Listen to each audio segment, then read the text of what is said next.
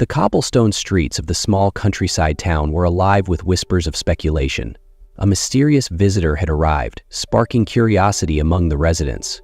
Some claimed he was a wealthy landowner seeking new investments, while others insisted he was a nobleman from a distant land. Yet the truth was far more intriguing than anyone could imagine.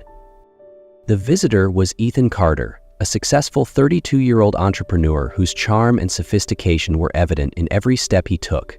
He exuded confidence, dressed impeccably in a tailored suit, but behind his polished demeanor lay a man carrying the weight of a tragic past.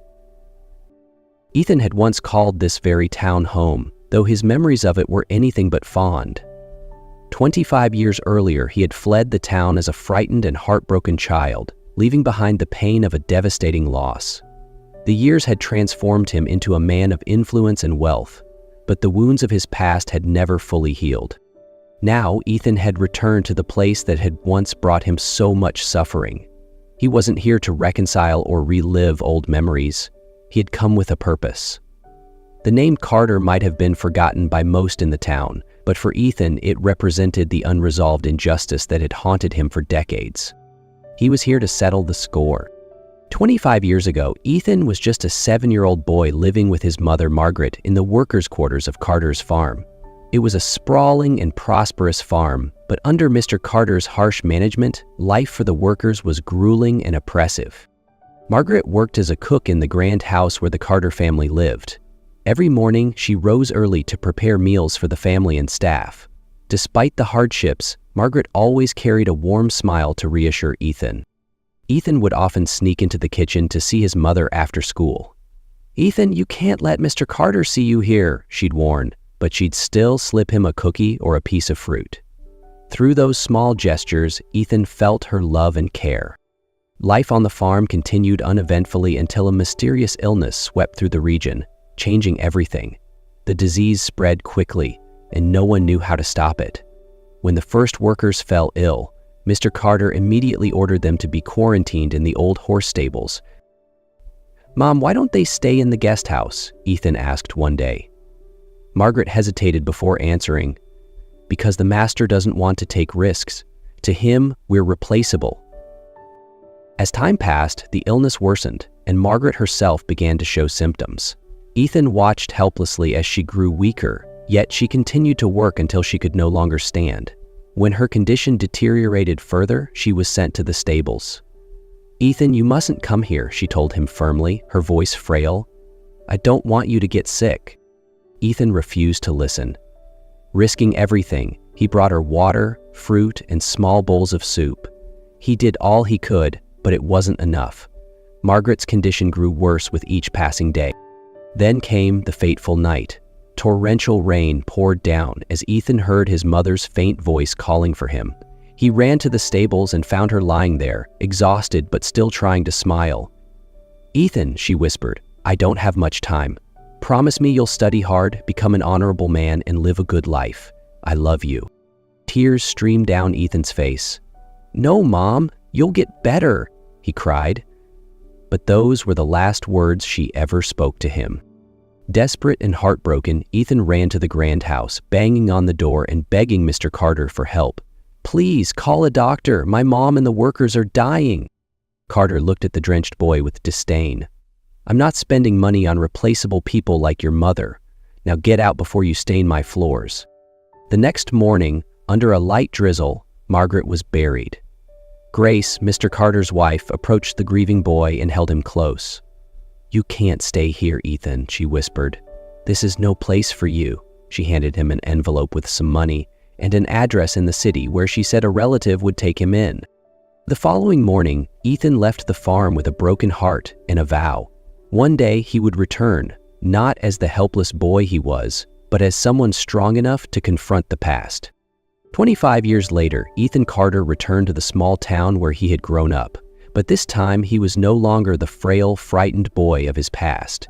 Standing tall, exuding confidence with every step, and dressed in an impeccably tailored suit, Ethan quickly became the talk of the town.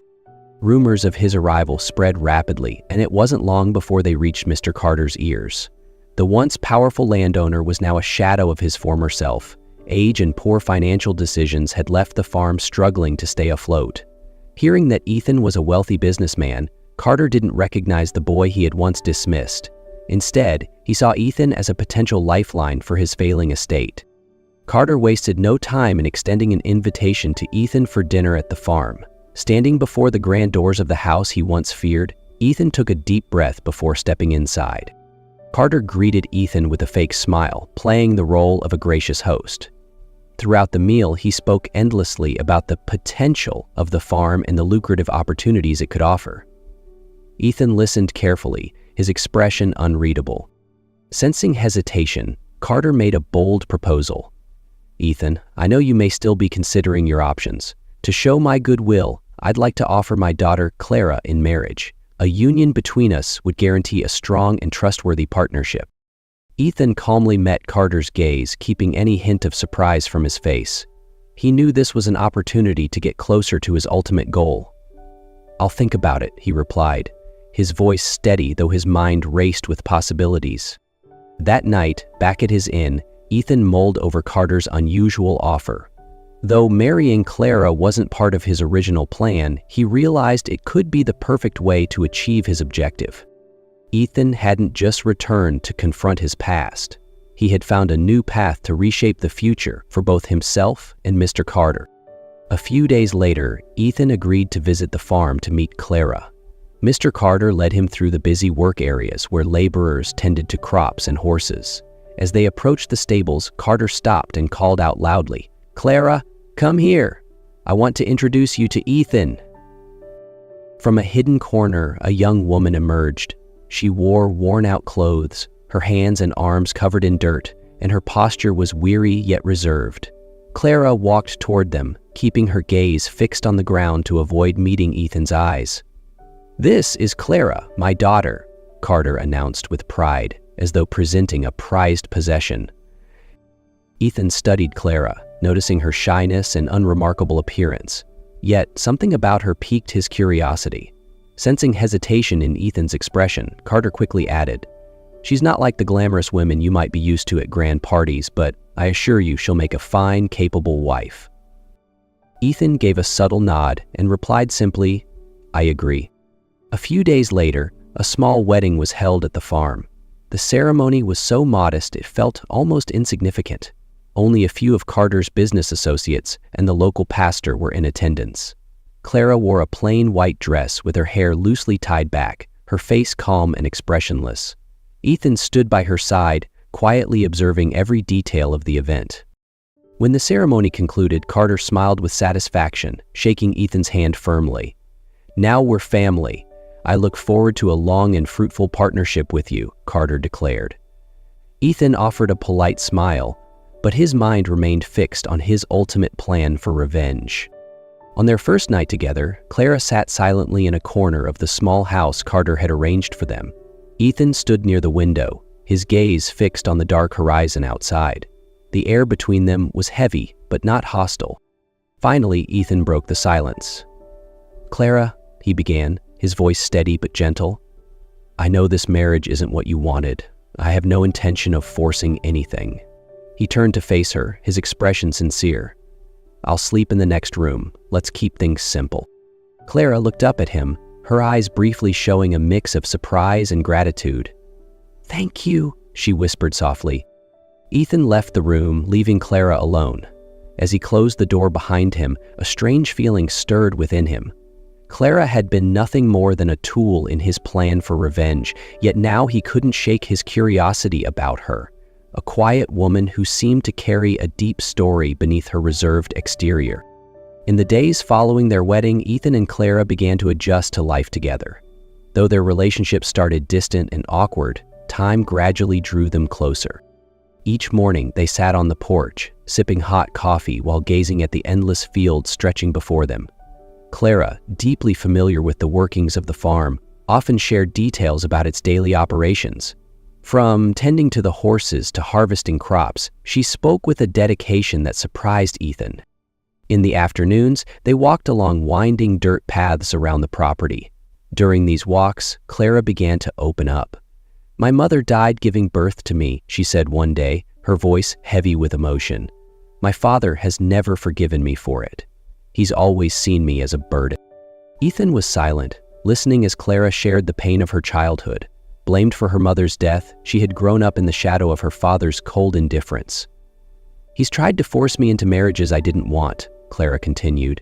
"But I found ways to stop him. I dressed like a worker, kept myself plain, and stayed away from him as much as I could." Ethan felt a wave of empathy as he understood the depth of Clara's struggles. She wasn't just surviving. She was protecting herself in the only way she knew how. Over time, Ethan began to see that Clara was nothing like her father. She was different, with a kind heart and an unyielding spirit. Their conversations grew deeper, and occasionally their shared laughter lightened the once heavy air between them. One evening, under the starry sky on the porch, Clara hesitated before asking, "Ethan, why did you agree to marry me? You didn't know anything about me back then." Ethan met her gaze, his eyes steady. Instead of answering directly, he said, "I have my reasons, but it's not time for you to know yet. One day I'll tell you." Clara didn't press further, but her expression softened. Ethan realized that through Clara, he was beginning to rediscover something he hadn't felt in years. Not just a connection, but a sense of peace he thought he had lost forever. As time went on, Ethan and Clara's bond grew stronger. Clara's presence didn't just ease the painful memories Ethan carried, it also brought him something he hadn't expected: peace. One afternoon, as they strolled through a field of vibrant sunflowers, Ethan suddenly stopped. He looked at Clara, his eyes filled with inner conflict. "Clara," he began, his voice slow but serious, "there's something I need to tell you." Clara stopped walking and turned to face him, her expression curious but calm. "I'm not just a businessman who came here to work with your father," Ethan said, meeting her gaze. He took a deep breath before continuing. "I'm the boy who once lived in the workers' quarters of this farm. I watched my mother die in despair, and your father, he refused to help her, even when I begged him to call a doctor." Clara stood still, her breath catching. Ethan went on to recount everything, from the way Carter had treated his mother to how Grace had saved him and helped him escape. He confessed that he had returned with the sole purpose of seeking revenge. "Marrying you was originally just part of that plan," he admitted. Clara listened silently, tears brimming in her eyes. Ethan's tone softened as he continued. "But everything has changed. That plan doesn't matter anymore. Since meeting you, I've realized that hatred only hurts me. You've shown me that there are more important things: love, forgiveness, and a chance at a new life." Clara turned away briefly, tears streaming down her cheeks. "Ethan," she said, her voice trembling, "I don't know how to take away your pain, but I do know I want to be by your side." Ethan gently took her hands in his gaze steady and sincere. "We can do that together. Let's leave this place. Let's build a new life, one without hatred or the shadows of the past." Clara looked at him for a long moment, then smiled softly through her tears. "With you, I'll go anywhere." The next morning, just before the sun rose over the fields, Ethan and Clara quietly left the farm. They carried little with them, just a few bags and a future filled with hope. Before leaving, Ethan left a letter on the table in the grand house, where Mr. Carter often sat. In the letter he wrote, "Mr. Carter, I think it's time you knew the truth. I am not just a stranger who came here seeking a business partnership. I am Ethan, the boy who once lived in the workers' quarters, the boy who begged you to save his mother on the night she died, but you refused. Those memories haunted me for 25 years, driving me back here with one purpose: revenge. But things have changed. In this time, I found something I never expected: love and peace. Your daughter, Clara, showed me that holding on to hatred only hurts me more. She is nothing like you. She is strong, compassionate, and has transformed my life. I also cannot forget Grace, your late wife. She was the one who saved me, who gave me the chance to start over. I cannot hold on to my hatred for you when I owe her so much. For Grace, and for the love I have found with Clara, I choose to forgive you, not because you deserve it, but because I deserve to live free from the chains of my past. I hope you find a way to atone for your mistakes. But as for me and Clara, We are leaving this place to start a new chapter, far from the pain and shadows of the past. Ethan. Ethan placed the letter on the table, taking a deep breath before stepping out of the grand house. Clara was waiting for him outside, her hand slipping gently into his as they walked through the farm gates together. "Where do you think we should go first?" Clara asked, her voice as light as a breeze. Ethan smiled, his gaze warm and tender. "Anywhere you want. As long as we're together, anywhere can be home." They walked through the fields of sunflowers, leaving behind the old farm and its painful memories. Ahead lay a new road, where love and forgiveness opened the door to endless possibilities. Though their pasts were filled with hardship, Ethan and Clara had learned that love not only has the power to heal, but also to set them free from the darkness of hatred. As Clara and Ethan left the farm, she couldn't stop thinking about her father. Despite all the pain he had caused her, Clara couldn't deny that he was her only family left, and now he was utterly alone. One evening, as they sat on the porch of their temporary home in a nearby village, Clara spoke softly. "Ethan, I can't stop thinking about my father. I know he's done so much wrong, but he's all I have left. If we don't go back, he'll live out his days in loneliness." Ethan looked at Clara, her eyes filled with worry and compassion. He sighed gently and smiled. "Clara, I understand. If that's what you want, we'll go back. Maybe it's time for all of us to face the past and start over." 2 days later, Clara and Ethan returned to the farm. As they walked through the gates, the familiar scenery unfolded before them, but this time, everything seemed different. The grand house stood silent, and the atmosphere felt heavy. Clara hesitated on the steps, her heart weighed with apprehension. They found Mr. Carter sitting alone in the parlor, clutching the letter Ethan had left behind. When he saw them enter, he froze. His face was gaunt, his eyes red as if he'd been crying for days. "Clara, Ethan," he stammered, his voice hoarse. "You came back!" Clara stepped forward, her gaze firm yet kind. "Father, I can't abandon you.